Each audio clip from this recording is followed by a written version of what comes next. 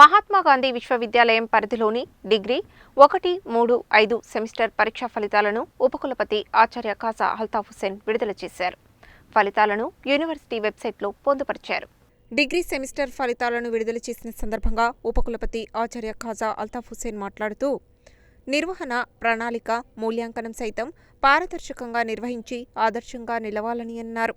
కాగా డిగ్రీ మొదటి సెమిస్టర్లో 8,295 మంది విద్యార్థులు హాజరు కాగా 1,806 మంది, మూడవ సెమిస్టర్లో 5,834 మందికి గాను 1,569 మంది, ఐదవ సెమిస్టర్లో 5,586 మందికి గాను 2,109 మంది ఉత్తీర్ణత సాధించినట్లు సిఓఈ డాక్టర్ ఉపేందర్ రెడ్డి తెలిపారు.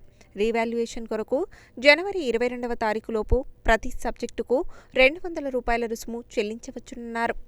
ఈ కార్యక్రమంలో రిజిస్ట్రార్ ఆచార్య Alwala Ravi, COE Upender Reddy, infrastructure development director ఆచార్య ఆకుల రవి, అధికారులు doctor Lakshmiprabha, doctor Kalyani, doctor Pravalika, doctor Bhikshamaiah పాల్గొన్నారు.